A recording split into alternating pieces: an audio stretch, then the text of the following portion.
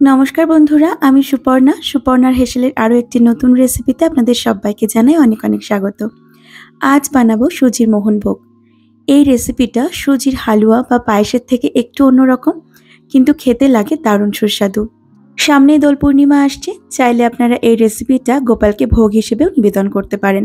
দেখুন, আমি ফ্রাই প্যানে 1 চা চামচ ঘি দিয়ে দিয়েছি, আর ঘিটা ভালো করে গরম হয়ে গেলে এর মধ্যে দিয়ে দিলাম বেশ খানিকটা কাজু আর কিশমিশ। আমি আজকে মোহনভোগে কাজু, কিশমিশ, আমন্ড, পেস্তা সবকিছুই ব্যবহার করব। যেহেতু আমন্ড আর পেস্তাও দেব, সেই জন্য কাজু কিশমিশের পরিমাণটা একটু কম নিয়েছি। তবে আপনারা যদি আমন্ড আর পেস্তাটা দিতে না চান, তাহলে কাজু কিশমিশের পরিমাণটা বাড়িয়ে দিতে পারেন। গ্যাসের ফ্লেমটাকে লো টু মিডিয়ামে রেখে কাজু আর কিশমিশটাকে একটু ভালোভাবে ভেজে নেব। কাজুতে হালকা স্পট আসতে শুরু করেছে, আর কিশমিশটাও এখানে ভালোভাবে ভাজা হয়ে গেছে।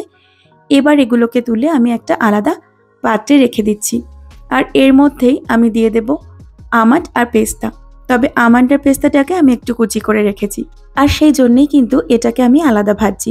কারণ কাজু আর কিশমিশের তুলনায় আমন্ড আর পেস্তাটা কিন্তু একটু তাড়াতাড়ি ভাজা হয়ে যাবে।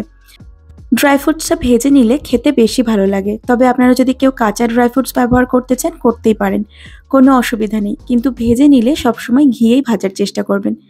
রিফাইন্ড অয়েলে ভাজলে কিন্তু সেই স্বাদ গন্ধ কিছুই আসবে না। দেখুন, পেস্তা আর আমন্ডটাও আমার খুব ভালোভাবে ভেজে নেওয়া হয়ে গেছে। এবার এটাকেও ওই কাজু কিশমিশের সাথে একসাথেই তুলে রেখে দিলাম। এবার এই ফ্রাই প্যানেই আমি সুজি ভেজে নেব। আমি আজকে মেজারিং কাপে 3/4 কাপ সুজি ব্যবহার করছি। আপনারা চাইলে কম বেশি নিয়ে নিতে পারেন। তবে মেজারিং কাপ না থাকলে একটা নির্দিষ্ট বাটি মেপেও কিন্তু সুজিটাকে নিতে পারেন। একটা বাটি মেপে নিলে বাকি উপকরণগুলো ওই একই বাটি মেপে দিতে সুবিধা হবে। প্রথমে 2-3 মিনিট মতন গ্যাসের ফ্লেমটাকে একদম লো টু মিডিয়ামে রেখে সুজিটাকে আমি এভাবে ভেজে নেব। আর তারপর এর মধ্যে ঘি মেশাবো। এই যে সুজির মোহনভোগ, এটা অসম্ভব সুস্বাদু হয় খেতে। আপনারা অবশ্যই একবার প্রসাদ হিসেবে এটা বানিয়ে দেখতে পারেন। এবার মাঝখান থেকে আমি একটু জায়গা করে নিয়ে এর ভিতরে দিয়ে দিচ্ছি ঘি। যতটা পরিমাণে সুজি ততটাই ঘি ব্যবহার করতে হবে। 3/4 কাপ সুজির জন্য 3/4 কাপ ঘি দেওয়ার প্রয়োজন ছিল এখানে। তবে যেহেতু ঘিটা একটু গাঢ় অবস্থাতে আছে, আমি কিন্তু এখানে 1/2 কাপ ঘি ব্যবহার করেছি। ঘিটা গলে গিয়ে একটু বাড়বে। ঘি বেশি দিলে স্বাদ ভালো তো আসবেই, সে তো আমরা সবাই জানি। তবে কেউ যদি বেশি ঘি খেতে পছন্দ না করেন, তাহলে ঘিয়ের পরিমাণটা একটু কমিয়ে নিতে পারেন। তবে ট্র্যাডিশনালি মোহনভোগে সমান সমান ঘি আর সুজি ব্যবহার করতে হয়। দেখুন, এবার আমি খুব ভালো করে ঘিয়ের সাথে সুজিটাকে ভেজে নিচ্ছি। আরও মিনিট 3-4 ধরে সুজিটাকে ভেজে নিতে হবে। তবে খেয়াল রাখতে হবে যে সুজির রঙটা যেন বদলে না যায়, তাহলে কিন্তু দেখতে ভালো লাগবে না। গ্যাসের ফ্লেমটাকে একদম লোয়ে করে দিয়ে সুজিটাকে ভেজে নিলে কিন্তু সুজির রঙের পরিবর্তন হবে না। আর সুজিটা ভাজা হয়ে গেছে কিনা সেটা এমনিতেই বোঝা যাবে। এর থেকে খুব সুন্দর একটা গন্ধ বেরোতে শুরু করবে। আমি এর মধ্যে ফ্লেভারের জন্য 2টো এলাচ ফাটিয়ে দিয়ে দিলাম, আর দিয়ে দিলাম একটা তেজপাতা। আবারও খুব ভালো করে সবকিছু একসাথে ভেজে নেব। সুজিটা খুব ভালোভাবে ভাজা হয়ে গেলে এর মধ্যে অ্যাড করে দিতে হবে দুধ।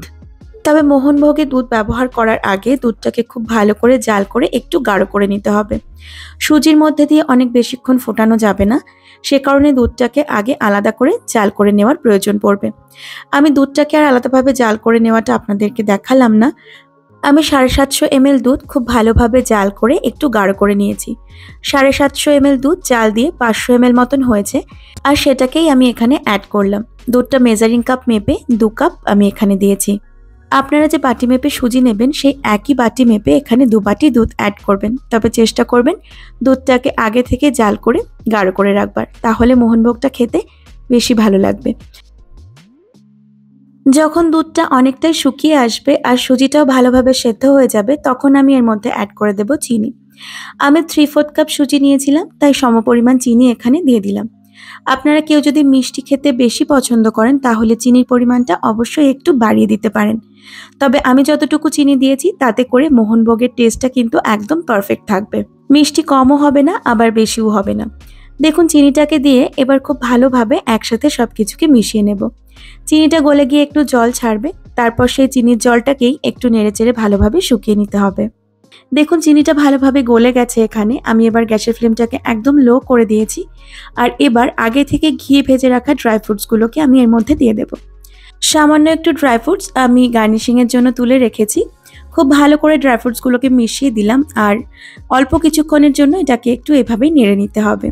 আমার চ্যানেল সুপর্ণার হেসেলে চলছে রেসিপি সিরিজ। একই রকম রেসিপি আমি গোটা সপ্তাহ ধরে আপনাদের জন্য নিয়ে আসছি। গত সপ্তাহে হোলি স্পেশাল অনেক রেসিপি শেয়ার করেছি, আর এ সপ্তাহেও আপনাদের সঙ্গে অনেকগুলো রেসিপি শেয়ার করব বলে ভেবে রেখেছি। আমার রেসিপি যদি আপনাদের একটুও ভালো লেগে থাকে তাহলে প্লিজ একটা লাইক করে দেবেন, কমেন্ট করতে ভুলবেন না। আর চ্যানেলের নতুন বন্ধু হয়ে থাকলে অনুরোধ রইল, প্লিজ আমার চ্যানেলটিকে সাবস্ক্রাইব করে আমার পাশে থাকবেন। ড্রাই ফ্রুটস দিয়ে মিনিট 2 নেড়ে নেওয়ার পর আমি গ্যাসের ফ্লেমটাকে বন্ধ করে দিয়েছি, আর এবার এটাকে একটা বাটিতে তুলে সুন্দরভাবে সাজিয়ে পরিবেশন করব। অবশ্যই একবার বানিয়ে ফেলুন আর ভগবানকে ভোগ হিসেবে নিবেদন করুন। ভালো থাকবেন সকলে। টাটা।